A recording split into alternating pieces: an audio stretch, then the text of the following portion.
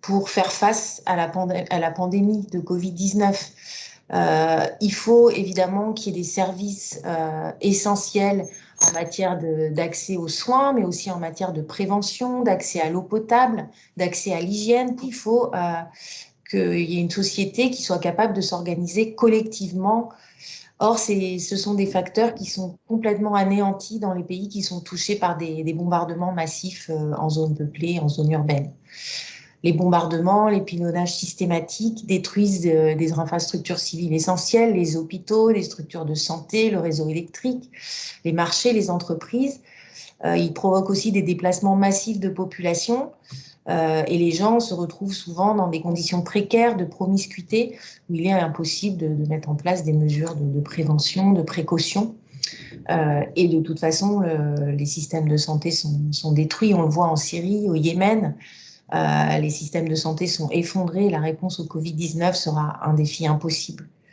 Donc cette épidémie nous montre encore plus la raison pour laquelle les États doivent s'engager à mettre fin à l'utilisation d'armes explosives en zone peuplée.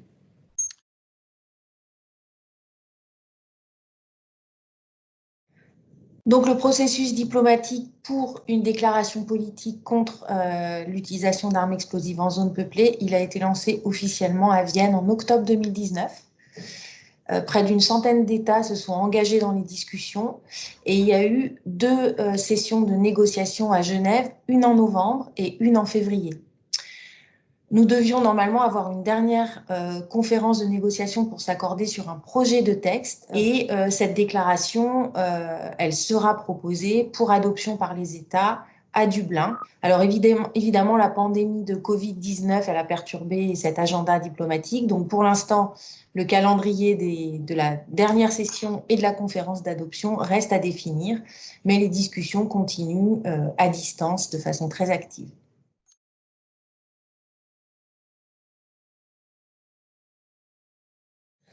Alors, on est à un moment extrêmement crucial des négociations officielles puisque l'Irlande a fait circuler un projet de texte et ils ont donné jusqu'à fin avril aux États, à la société civile pour donner leurs commentaires sur ce texte. C'est un texte qui est très satisfaisant par certains côtés, qui a encore un langage trop faible et donc, il y a beaucoup de négociations pour essayer d'influencer en fait les contributions des uns et des autres. Certains États sont totalement engagés, d'autres aimeraient qu'il y ait une déclaration à minima, avec très peu d'engagement. Certains estiment qu'il y a une bonne manière d'utiliser ces armes dans les zones urbaines. D'autres souhaiteraient que la déclaration se borne à dire qu'il suffit de respecter le droit humanitaire international.